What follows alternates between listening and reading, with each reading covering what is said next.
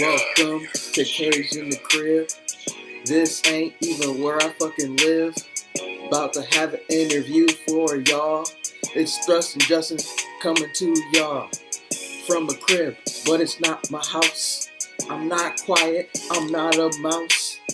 I can't rap, but I don't really care. Welcome to Cage in the Crib for the new year. Yeah.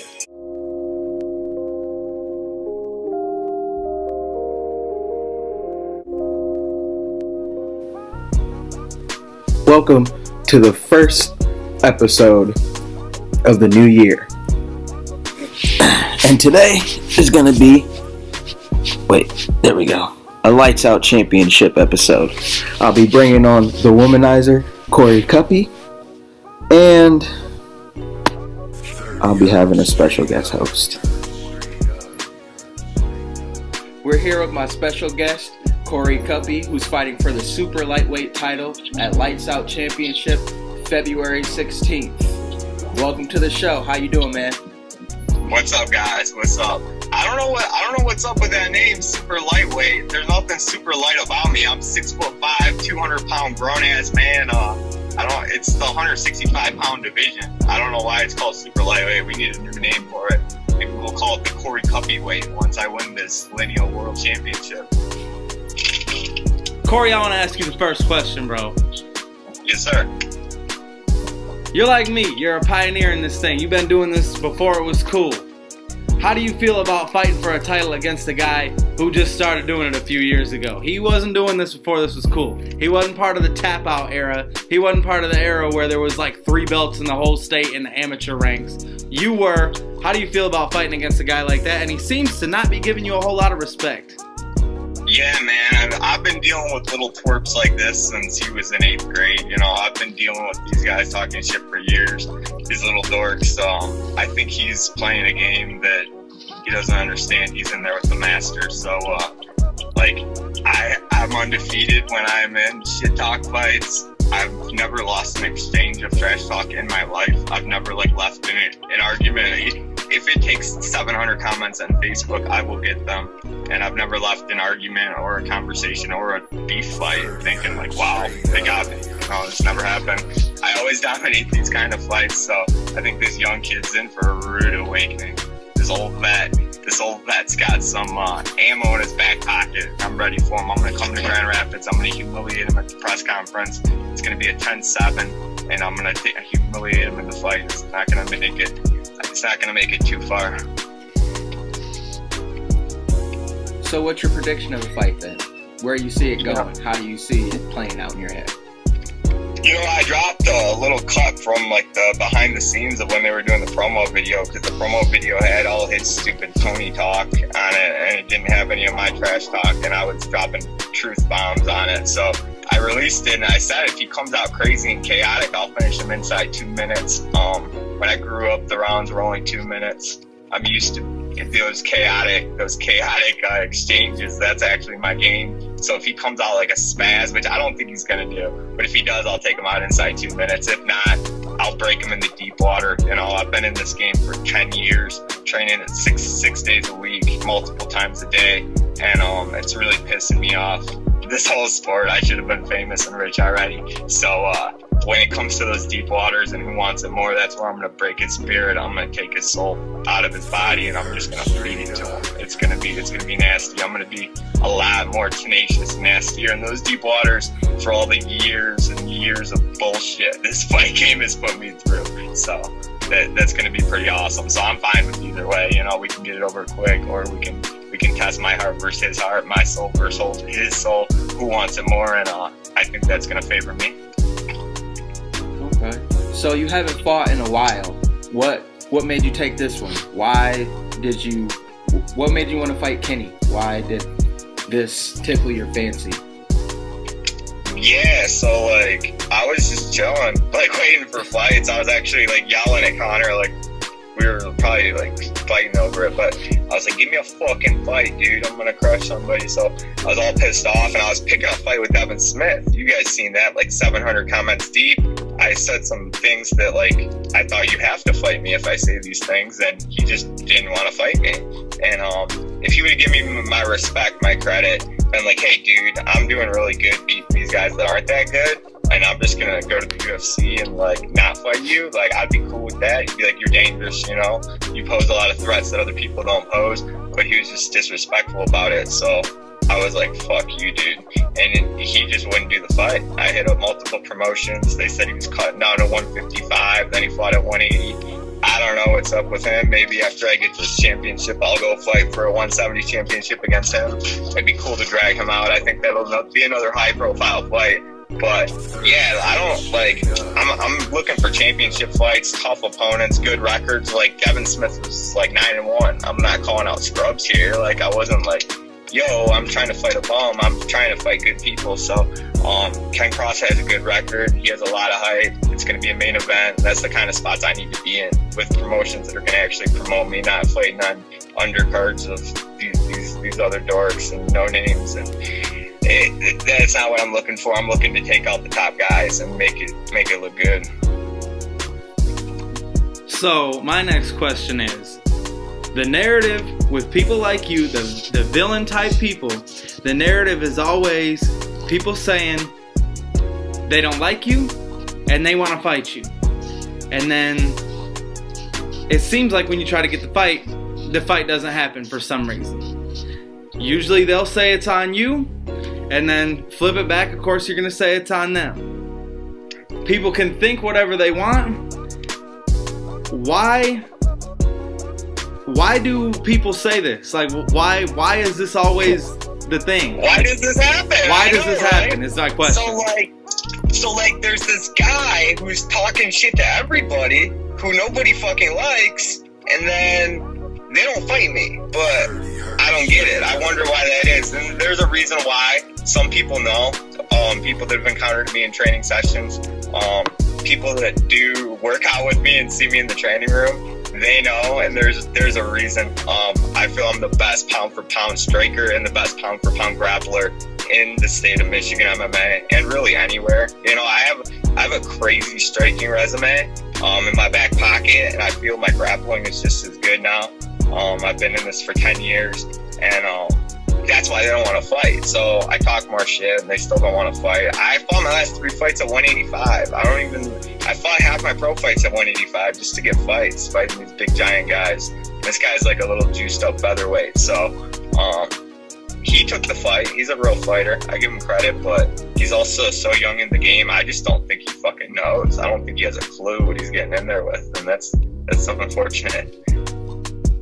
Yeah, but I don't know why they don't fight, dude. I'm gonna make them fucking fight. I'm gonna have to start like going after their girlfriends or something. So with that being said, you get into these verbal altercations with these people. With Devin Smith, you said he's never afraid to talk trash with somebody. Kenny is saying negative things about you, yet you're the villain. Why is that always the case? I know you got no problem being the villain, but why is the narrative that you're the villain every time? You guys are both talking trash. Why are you the bad guy? Honestly, I'm the villain. I'm evil. I swear to you, I'm evil. I don't know how to hide it. Like, I have to try to put on a normal face when I'm out, like, public with random civilians. It's crazy. I'm evil. I'm just the villain. I'm not trying to be liked by anybody. Like, I don't like people's Facebook posts. I don't like anything. I just like do my thing, dude. I just train and I work to get my people better and I work to get myself better. I don't suck anybody's dick. I don't chat with people online. I have 3 fighter shirts, you two and Zach Burns. Everybody else, like, I'm not, like, they're not my people. Like, I just, like, I'm not anybody's friend. I'm not trying to, like, go train with them and be in, like, everyone's tight little circle and be bro.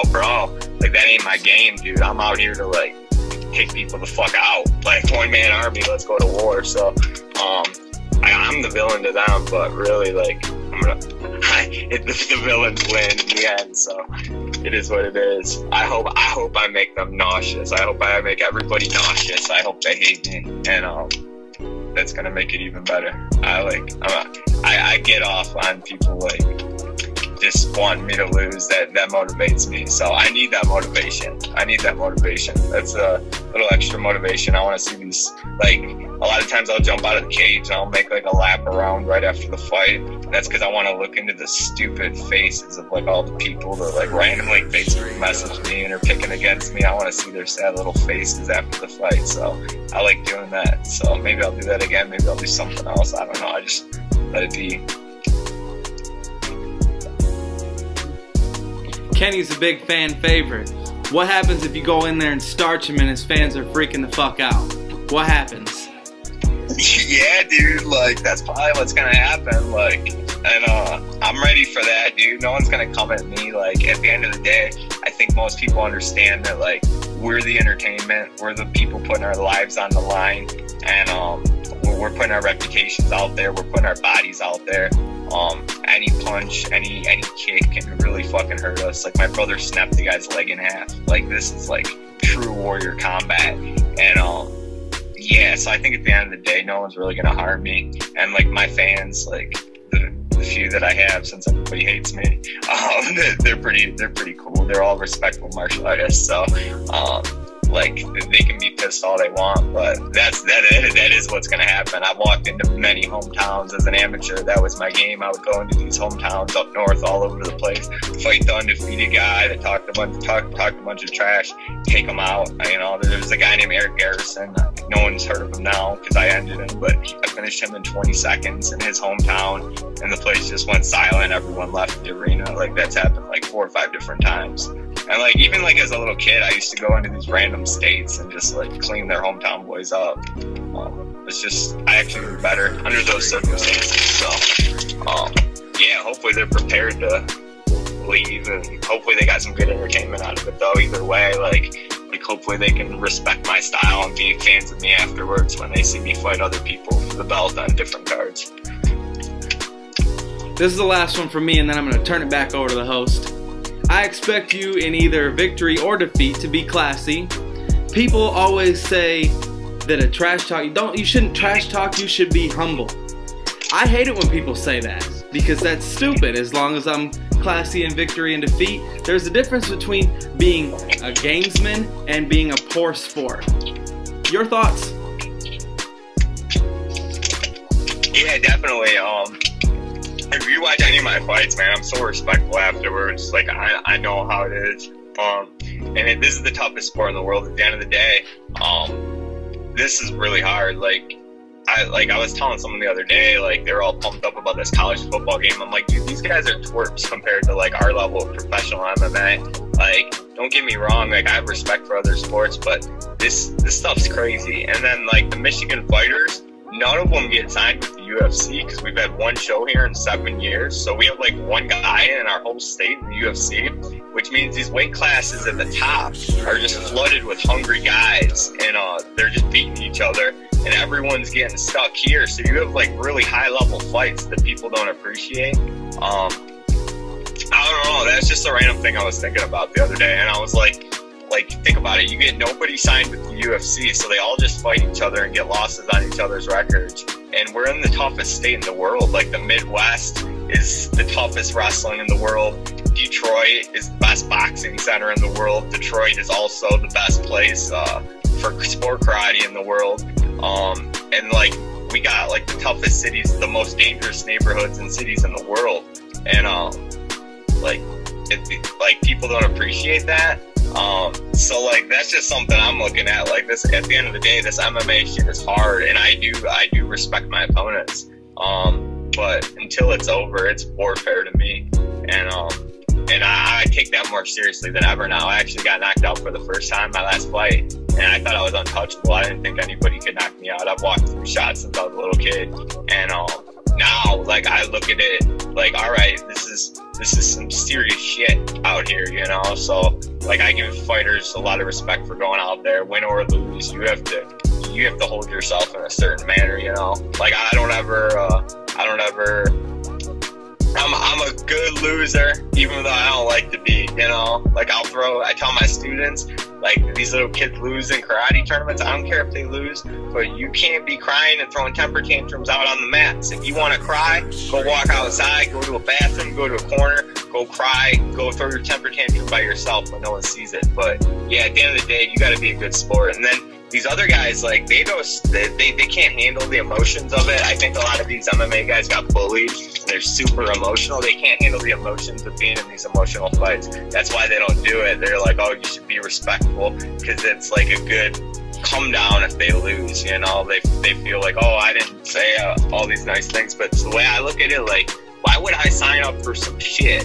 Why would I sign up to go into like a 7,000 person sold out arena and get my fucking ass whooped? Like, that's not what I signed up for. Like, I don't need to fight. I don't need the money. Like, I signed up because I'm gonna win this shit. And like, I didn't take a fight that I don't know I'm gonna win, and I'm gonna express that. I'm not gonna lie to the people. I'm not gonna pretend like, oh yeah, this is, you know, I'm being fed to slaughter. Like, no, dude, I'm coming to win this, and I will win this, and that's why I'm taking the fight. Like, people need to put their shit out there so people can get entertained.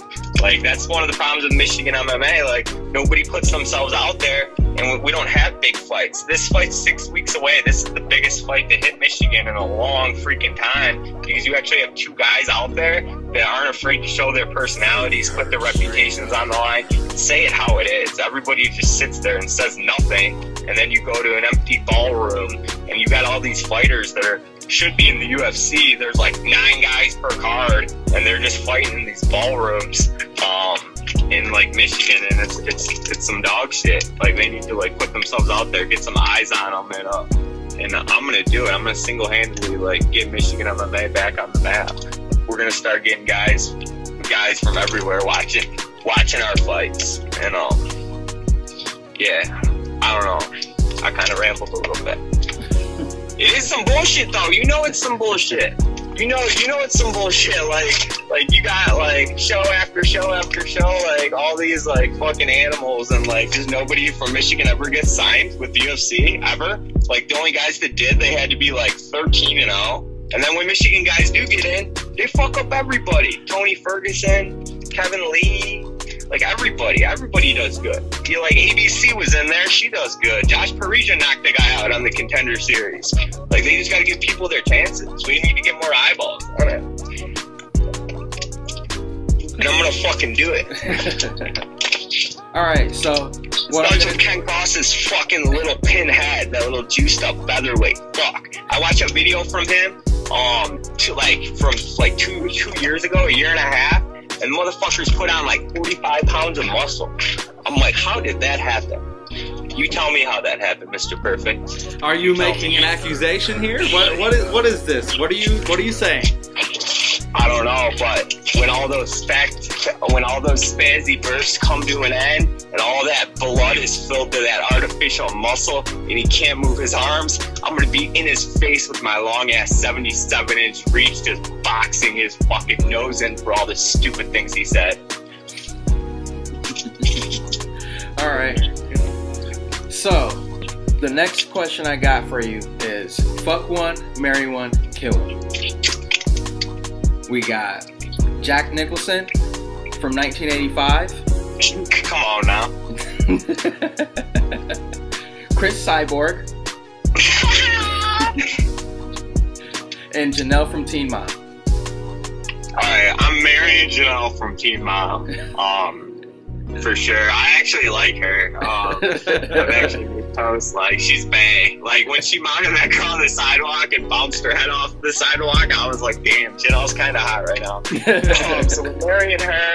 We're going to bang Cyborg just for, like, the experience, just to tell, you know, Mr. Perfect and Thrust and Justin about how it went. And hopefully we survive that, and then we can kill Jack Nicholson. He's got to go.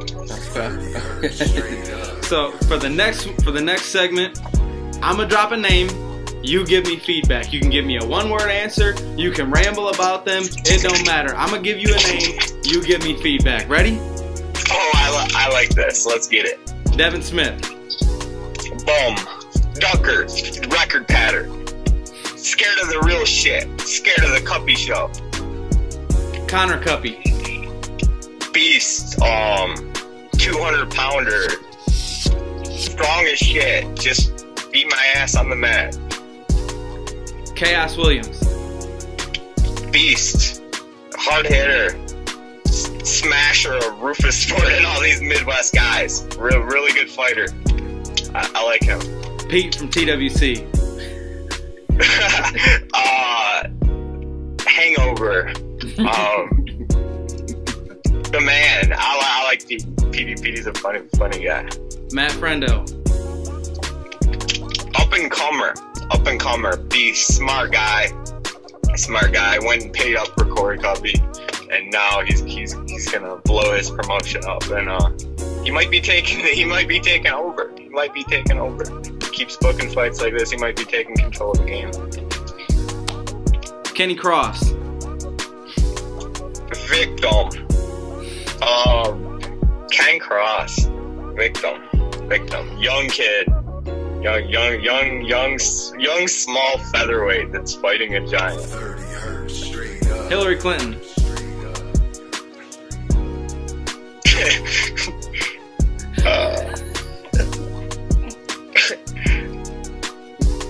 Not my president. Donald Trump.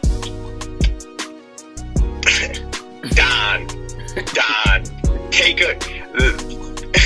The man who took over the world, you know. I just gotta take over this fight game, you know. I just gotta solidify myself in this state, and then the country, and then the world. And he just took over the world real quick because he could. Don. Daquan Townsend. Tarantula. Michigan goat. Should have been in the UFC 4 years ago. It's like what I was saying earlier. Eric Lozano. Fat, sloppy bum that I'm probably gonna have to kill here. He's like a heavyweight, but I'll go get him. I'll go up 40 pounds and fight. He's the first person to beat me as a professional, and it is what it is. I was just whatever, you know. I had broken ribs. Connor broke my ribs 4 weeks out, and I kind of let it go. And then when Connor snapped Eric Lower's leg, Lozano was in the corner, and their whole corner team had shirts on that said "fuck the Cuppies," and I actually ripped it off his little body outside of the WXC show, but I let him have it. He was like, "It's cold. I'm old. I don't got any more shirts." But yeah, fuck him. Fuck me. Fuck you. Conrad's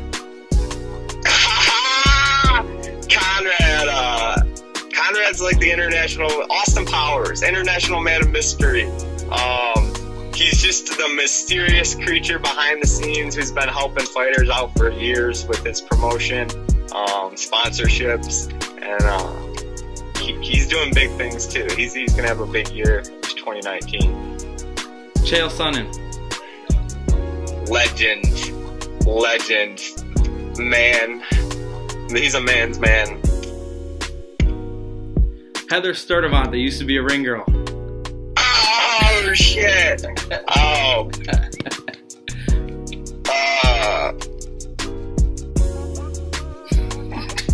No comment.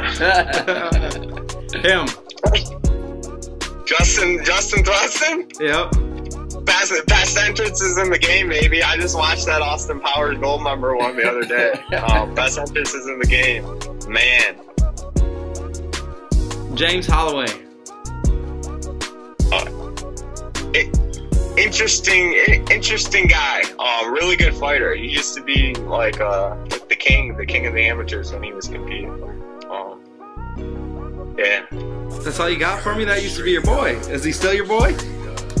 You know, I have love for him. You know, I have nothing against him. I haven't seen him in a year and a half or something, a couple of years, but he's one of those people I'm super I don't even have to talk to people or see them. If you used to be part of my crew, you're still part of my crew. So I hope they're doing well and dominating, you know, whatever endeavors they are. I'm not I don't chill with someone and be oh, I hate them, I want to get them. That ain't my game. I hope he doesn't train anymore, you know, so I don't get to see him a lot. But yeah, dude, he was a good partner in crime for a minute. He would stir up the real shit. He would get those people pissed on the Facebook. They'd be coming to kill us. Somebody, James, they're pissing off everybody in the game. But he was good at that. He was one of the originals, like you were talking about earlier, the original shit starters. Josh Medley. Apparently he's racist. So that's the easiest thing to say. I don't know, but yeah, racist, I guess. Last one, Korey Kuppe. Oh, the champ, the future champ, the soon-to-be champ. Pretty much just a fucking legend. Just a legend, you know? I don't want to say too much about myself. It makes me feel weird, but I'm pretty awesome. And people are gonna see that. I've been kind of chilling on social media, so like the last 4.5 years, I've had a couple beef fights. Hamida was like a huge beef fight. Like there was like 20 inches of snow that day. The only people that came to the 800 people that were there, they had to see that fight. They weren't not seeing that fight, but I haven't had too many good beef fights like this. My pro debut was in a long time, and our academy is 4.5 years old, and we have a ton of kids that are all these little kids are on Instagram and stuff. So I have kids that are 6, 7, 8 years old all over my social media. So I've been kind of chill, but now that we're back into the feuds, I'm about to show my legendary self again. You can just watch me, judge me, see me, but I've kind of just been keeping it low key. So, it's kind of the staple of my show. It's called Cut a Promo, where you go to WWE, WWF style, and you cut yourself a promo. So, with that being said, Korey Kuppe, cut your promo.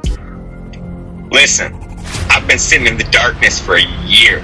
I was the best fighter in the world a year ago, and I got hit by the luckiest knee of all time. Marcus Maulding ran at me like a kamikaze and face first, asking for me to punch his head off. I tuck my chin like you're supposed to, unlike all these other bums, and he jumps through the roof, hits me with the luckiest knee of all time, and I've been sitting in the dark plotting your fucking death. Anybody's death that will get in the cage with me. And guess what? I finally got my victim. The guy they think is the man, the new Conor McGregor, the king of Grand Rapids. Oh my gosh, he's juiced up. He's on Michigan top team. Well, guess what? You're in here with the wrong motherfucker. I am a loco motherfucker. I'm trying to break legs. I'm trying to break eye sockets. I'm trying to break everything in your fucking body. Alright? I know this game is no joke now. I know that I can be caught, and I'm coming in there to kill or be killed, and I choose kill every single fucking time. It's gonna be a fucking dark night on February 16th, but it's gonna make him a better man. Hey, thank you, Cage in the Crypt, for having me. Cage in the Cave doesn't want me. Apparently, I don't speak good enough. I'm not a big enough draw or something, but I've never been invited to their show, so I think that they are team cross for this one. But Cage in the Crypt, you guys got it right. You guys bring in that real shit. You guys bring in the guys who say it how it is, and you're not afraid to have people opposing you. Obviously you're gonna get a lot of hate for having somebody like me on the show. They're gonna be like, why'd you bring him in? Why'd you give him a platform? Why'd you give him publicity to burn these people with? But you guys do it the right way. You guys bring in the people that they need to be heard. People need to hear what's coming. It's a dark storm coming, and that's about it. This has been Caged in the Crib, the Womanizer edition. We're out.